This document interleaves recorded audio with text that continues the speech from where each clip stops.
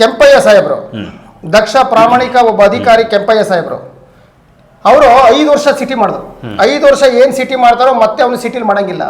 5 ವರ್ಷ ಮಾತ್ರ ಮಾಡಬೇಕು ಅಂತ ನೋಡಿ. ಅಲ್ಲೂ ನ್ಯೂನತೆ ಕಾನೂನಲ್ಲಿ ಅವರು ಕಡ್ಡಾಯವಾಗಿ ಸರ್ಕಾರನ ಹೊರಡಿಸ್ತು. ಆದ್ರೆ ಎಲ್ಲ ಒಂದ್ ಕಡೆ ಏನ್ ಮಾಡ್ತಾರೆ, ಸಿಟಿಗೆ ಬರ್ತಾರೆ 4 ವರ್ಷ ಎಕ್ಸಿಕ್ಯೂಟಿವ್ ಕೂತಿರ್ತಾರೆ.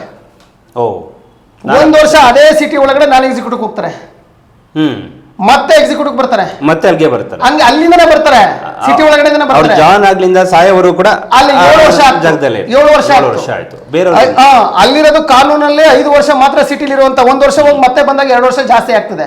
7 ವರ್ಷ ಆಗ್ತದೆ, 1 ವರ್ಷ ತೆಗೆದಾಕ್ಬೇಕು. ಅಲ್ಲ 7 ವರ್ಷ ಆಗ್ತದೆ, 5 ವರ್ಷ 2 ವರ್ಷ ಜಾಸ್ತಿನೇ ಮಾಡಿದ ಮೈಸೂರು ಸಿಟಿ 5 ವರ್ಷ ಇರೋದ 7 ವರ್ಷ ಮಾಡಿದ್ರು. ಅಂದ್ರೆ ಎಂತ ಬುದ್ಧಿವಂತಿಕೆನ ಓಡಿಸ್ತಾರೆ.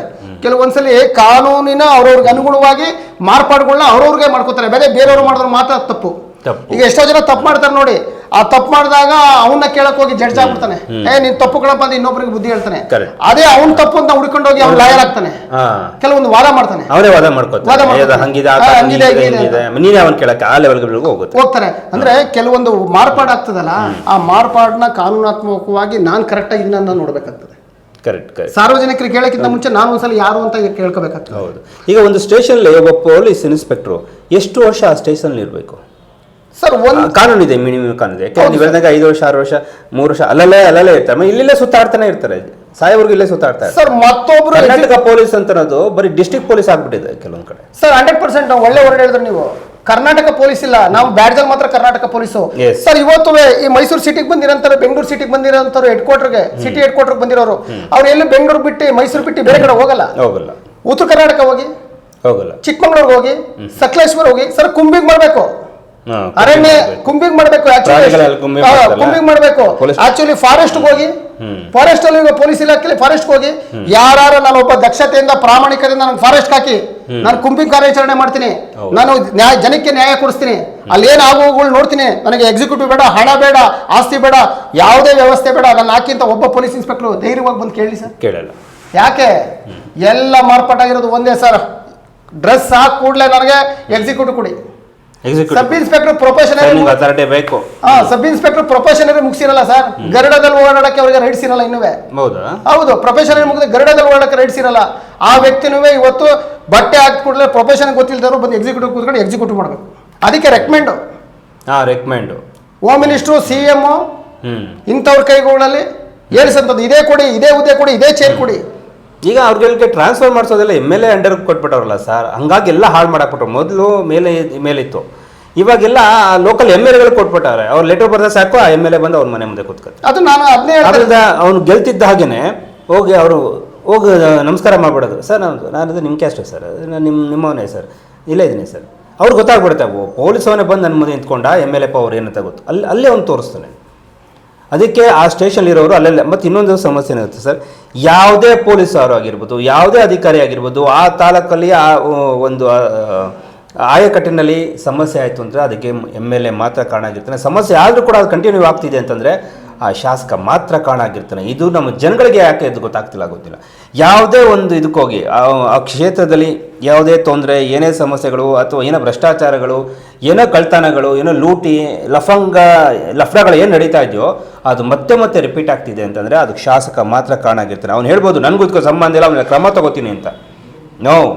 ನೀವು ಮಾತ್ರ ಕಾರಣ ಆಗಿರ್ತೀರಿ. ನಾವು ಕೂಡ ಎಷ್ಟು ನೋಡಿ, ಈಗ ನಾನೇ ಭ್ರಷ್ಟ, ಕಚ್ಚಡ, ಲಫಂಗ ಅಂತ ಸುದ್ದಿ ಮಾಡಿದ್ರೆ ಅವನ ಕರ್ಕೊಬಂದು ಮತ್ತೆ ಅದೇ ಕೂರಿಸ್ತೀರಾ ನೀವೆಲ್ಲ ಟ್ರೂ ಲೀಡರ್ ಅಂತ ಹೇಳ್ಕೊಳ್ತೀರಾ, ಜನನಾಯಕ ಅಂತ ಹೇಳ್ತೀರಾ, ನಡ್ಕೊಂಬರ್ಬೇಕು ಒಂದು ಸಾಂಗ್ ಹಾಕೊಂಡ್ಬಿಡ್ತೀರಾ ನೀವೆಲ್ಲ. ಸೊ ಹಂಗೆ ಅವೆಲ್ಲ ಬದಲಾಗಬೇಕು, ಜನನೂ ಅರ್ಥ ಮಾಡ್ಕೋಬೇಕು. ಎಷ್ಟು ವರ್ಷ ನಮ್ಗೆ ತೊಂದರೆ ಕೊಟ್ಟ, ಮತ್ತೆ ನೀವು ಅವ್ರಿಗೆ ಓಟ್ ಹಾಕ್ಬಿಟ್ಟು ಮತ್ತೆ ನಮ್ಮ ಹತ್ರ ಓಡ್ ಬಂದು ನಾವು ಮತ್ತೆ ಸುದ್ದಿ ಮಾಡಿಸ್ಕೊಂಡು ಮತ್ತೆ ಅವ್ರಿಗೆ ಹೋಗಿ ಆಹಾರ ಹಾಕ್ತೀರಿ, ನಮ್ಮ ಮುಂದೆ ಆಹಾರ ಹಾಕ್ತೀರಿ, ಮತ್ತೆ ನಮಗೆ ಅದು ಶೇಮ್. ಅದು ನಿಮಗೋಸ್ಕರ ಮತ್ತೆ ಇನ್ನೂ ಸುದ್ದಿ ಮಾಡೋಣ ನಾವು.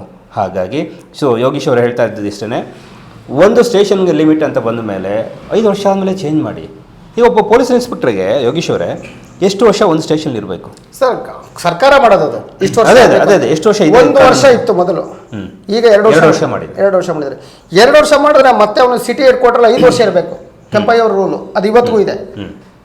ಅದನ್ನ ಅವ್ರು ಏನ್ ಮಾಡ್ತಾರೆ, ತೀರ್ಚುತ್ತಾರೆ. ಮತ್ತೆ ಅದೇ ಸಿಟಿ ಒಳಗಡೆ ನಾನ್ ಎಕ್ಸಿಕ್ಯೂಟಿವ್ ಮತ್ತೆ ಎಕ್ಸಿಕ್ಯೂಟಿವ್ ಬರ್ತಾರೆ. ಇನ್ನೊಂದು ಸ್ಟೇಷನ್ ಅಲ್ಲೇ ಹೋಗಿ 7 ವರ್ಷ ಆಗ್ತದೆ. ಕಟ್ಟ ಕಡೆ ವ್ಯಕ್ತಿ ಎಕ್ಸಿಕ್ಯೂಟಿವ್ ನೋಡದೆ ಉತ್ತರ ಕರ್ನಾಟಕದವನು ಬಳ್ಳಾರಿ, ರಾಯಚೂರು, ಬೆಳಗಾವಿ, ಬೀದರ್, ಗುಲ್ಬರ್ಗ ಇಂಥ ವ್ಯಕ್ತಿಗಳು ಒಬ್ರು ಎಕ್ಸಿಕ್ಯೂಟ್ ಮಾಡೋಕ್ಕಾಗಲ್ಲ ಸರ್. ಮಾಡೋಕ್ಕಾಗಲ್ಲ. ಅವ್ರು ಬೆಂಗಳೂರು ಬರೋಕ್ಕಾಗಲ್ಲ, ಮೈಸೂರಿಗೆ ಡ್ಯೂಟಿ ಮಾಡೋಕ್ಕಾಗಲ್ಲ. ಅವ್ರಿಗೂ ಆಸೆ ಇರುತ್ತೆ ಚಾಮುಂಡಿ ಬೆಟ್ಟ ಮಾಡಬೇಕು, ಅರಮನೆ ಡ್ಯೂಟಿ ಮಾಡಬೇಕು, ಮೈಸೂರು ನಗರದಲ್ಲಿ ದಸರಾ ಮಾಡಕ್ಕೆ ನಾನು ಒಬ್ಬ ಜವಾಬ್ದಾರಿಯುತವಾಗಿ ನಿಂತ್ಕೋಬೇಕು ಅಂತ ಯಾವ ವ್ಯಕ್ತಿಗೆ ನ್ಯಾಯ ಕೊಡ್ತಾರೆ? ಅದಕ್ಕೆ ಯಡಿಯೂರಪ್ಪನವರು ಒಂದು ಮಾತು ಹೇಳ್ತಿದ್ರು, ಸರ್ವರಿಗೂ ಸಮಬಾಳು, ಸರ್ವರಿಗೂ ಸಮಪಾಲು. ಅದು ಇವತ್ತಿಗೆ ಹುಸಿಯಾಗಿದೆ. ಯಾವುದ್ರಲ್ಲೂ ಅದು ನಡೀತಾ ಇಲ್ಲ. ಎಲ್ಲದರಲ್ಲೂ ಮೋಸ, ಕಪಟ, ಸುಳ್ಳು, ಮುಂದೆ ಒಂದು ಹಿಂದೆ ಒಂದು ನಾಟಕಮಯ ಜೀವನನ ಈ ರಾಜ್ಯದಲ್ಲಿ 75-80% ಎಲ್ಲರೂ ಮಾಡ್ತಾ ಇದ್ದಾರೆ. ಮುಖವಾಡ ಹಾಕೊಂಡು ಜೀವನ ಮಾಡ್ತಾ ಇದ್ದಾರೆ.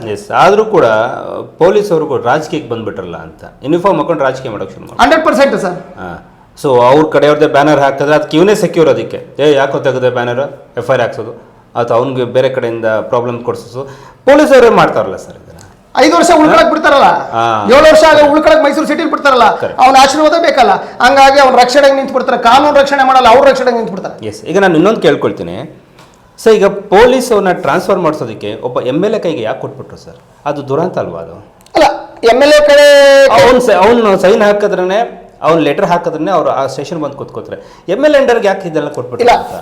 ಸಂವಿಧಾನದಂತ ಹುದ್ದೆ MLA, ಕಾನ್ಸ್ಟಿಟ್ಯೂಷನ್ ಹುದ್ದೆ MLA, ಸರ್ಕಾರದ ಒಂದು ಅಂಗನೇ MLA. ನಾನು ಹೇಳೋದು ಅದು ಜವಾಬ್ದಾರಿ ಕೊಟ್ಟಿರೋದು ಸಹ ನಿಜ. ಆಮೇಲೆ ಕೊಡ್ಬೇಕಾಗ್ತದೆ. ಒಬ್ಬ MLA 2.5 ಲಕ್ಷ ಜನನ ನೇಮಕ ಮಾಡಿ ಕಳಿಸ್ತಾರೆ ಅಂದ್ರೆ ಅವ್ರ ಆಗುಗಳು ಇದೆಲ್ಲ ಮೇಲಿಂದ ನಡೀಲಿ ಅಂತ ಅಷ್ಟೇನೆ. ಮೇಲಿಂದ ನಡೀಲಿ, ಬಟ್ ಅವನಿಗೂ ಜವಾಬ್ದಾರಿ ಡಿಪಾರ್ಟ್ಮೆಂಟ್ ಮೇಲಿಂದ ಈಗ ಅವರಿಂದ ಬರೀ ಆ ಇಲಾಖೆಗೆ ಜವಾಬ್ದಾರಿ ಕೊಟ್ಟರು ಸಮಸ್ಯೆ ಆಗ್ತದೆ. ಅಲ್ಲೂ ರಾಜಕಾರಣ ಸ್ಟಾರ್ಟ್ ಆಗ್ತದೆ, ಅಲ್ಲೂ ಒತ್ತಡ ಜಾಸ್ತಿ ಆಗ್ತದೆ. ರಾಜಕಾರಣ ಹಸ್ತಕ್ಷೇಪ ಇಲ್ದಿರಂತ ಯಾವುದೇ ಯಾವ್ದು ಇಲ್ಲ. ಆಮೇಲೆ ವ್ಯವಸ್ಥೆಯಲ್ಲಿ ಇರಬೇಕು ರಾಜಕಾರಣ, ಯಾಕಂದ್ರೆ ಹಿಟ್ಲರ್ ರೂಲ್ ಆಗ್ಬಿಡ್ತದೆ, ಅವನೇ ಹಿಟ್ಲರ್ ಆಗ್ಬಿಡ್ತಾನೆ. ಹಂಗಾಗಿ ರಾಜಕಾರಣ ಕಾನ್ಸ್ಟಿಟ್ಯೂಷನ್ ಏನಕ್ಕೆ ಅಂತಂದ್ರೆ ಇದೆಲ್ಲ ನೋಡಿ ಹಿಟ್ಲರ್ ಆಗ್ಬಿಟ್ಟವ್ರಲ್ಲ, ಅದು ನಮ್ ದುರಂತ. ಅದು ದಿನ ಹೋಗಿ ಜನ ಹೋಗಿ ಕಂಪ್ಲೇಂಟ್ ನಿಂತ್ಕೊಂಡ್ರೆ ಸ್ಟೇಷನ್ ಮುಂದೆ ನಿಂತ್ಕೊಂಡಿದ್ದಾರೆ ಅಂತಂದ್ರೆ ಅದಕ್ಕೆ ಅವ್ನು ನ್ಯಾಯ ಕೊಡ್ಸಲ್ಲ ಅಂದ್ರೆ ಅದಕ್ಕೆ MLA ಕಾರಣ ಆಗಿರ್ತಾನೆ ಸರ್. ಅವ್ನು ಕೆಲಸ ಮಾಡ್ತಿರಲ್ಲ ಇನ್ಸ್ಪೆಕ್ಟ್ರು. ಈಗಲೂ ಕೂಡ ದರ್ಪ ದೌರ್ಜನ್ಯ, ದಬ್ಬಾಳಿಕೆ, ಯೂನಿಫಾರ್ಮ್ ಹಾಕೊಂಡ್ರೆ ಅದೆಲ್ಲ ಕಮ್ಮಿ ಆಗಬೇಕು ಅನ್ನೋದು ನನಗೆ ಹೇಳಿ ಸಾಕಾಗ್ಬಿಟ್ಟಿದೆ. ಬಟ್ ತುಂಬ ಜನ ಅವಲೇ ಹೇಳಿದ್ನಲ್ಲ, ತುಂಬ ಜನ ಒಳ್ಳೆಯವರು ಇದ್ದಾರೆ ಸರ್. ಆ ಒಳ್ಳೆಯವರು ಏನಾದರೂ ಮಾಡಿ ನಮ್ಮ ಸ್ಟೇಷನ್ನು ಅಥವಾ ಪೊಲೀಸ್ ವೃತ್ತಿನ ಗೌರವನ ಕಾಪಾಡಬೇಕು ಅನ್ನೋ ನಿಟ್ಟಿನಲ್ಲಿ ಇರುವಂಥ ತುಂಬ ಜನ ಅದೇ ಸ್ಟೇಷನ್ ಅಲ್ಲೆಲ್ಲ ಇರ್ತಾರೆ, ಅಲ್ಲೂ ಇದ್ದಾರೆ. ಸೊ ಹಾಗಾಗಿ ಅವ್ರು ಕೂಡ ಒಂದು ರೀತಿ ಸ್ಪೆಷಲಾಗಿ ಥ್ಯಾಂಕ್ಸ್ ಹೇಳ್ತೀನಿ. ಸ್ವಲ್ಪನಾರು ಬದಲಾಗಿ ನೀನು ಪೊಲೀಸು, ಡಾಕ್ಟ್ರು, ಲಾಯರು, ಮೀಡಿಯಾ, ಪೌರಕಾರ್ಮಿಕ ಅನ್ನೋದಕ್ಕಿಂತ ಹೆಚ್ಚಾಗಿ ಮನುಷ್ಯ ಆಗಲಿ, ಆಮೇಲೆ ಬಾಕಿ ವೃತ್ತಿ ನೋಡುವ. ಏನಂತೀರಿ ಯೋಗೀಶ್ ಅವರೇ? ನಾನು ಅದಕ್ಕೆ ಈ ಒಂದು ನಿಟ್ಟಿನಲ್ಲಿ ಹೇಳ್ತೀನಿ ಅಂದರೆ, ದಯಮಾಡಿ ಇದೆಲ್ಲ ಮಾರ್ಪಾಡಾದಾಗ ಬದಲಾವಣೆ ಜಗದ ನಿಯಮ, ಜಗತ್ತೇ ಬದಲಾವಣೆ ಕೇಳ್ತದೆ. ಅಂಥದ್ರಲ್ಲಿ ನಾವು ಮನುಷ್ಯರು. ದಯವಿಟ್ಟು ಗೃಹ ಮಂತ್ರಿಗಳು ಇದನ್ನೆಲ್ಲ ಪರಿಶೀಲನೆ ಮಾಡಿ, DG and IGP ಸಾಹೇಬರು ನಿಮ್ಮನ್ನ ನಾವು ನಂಬಿ ಮತ್ತು ನಿಮ್ಮ ಮೇಲೆ ಗೌರವ ಇಟ್ಟು ಮಾಧ್ಯಮದ ಮೂಲಕ ಇದನ್ನು ತಿಳಿಸ್ತಾ ಇದ್ದೀವಿ. ದಯವಿಟ್ಟು ಈ ವಿಚಾರವನ್ನು ಪರಿಶೀಲನೆ ಮಾಡಿ ನ್ಯಾಯ ಕೊಡಿಸಿ ಅಂತ ತಮ್ಮ ಮನವಿ.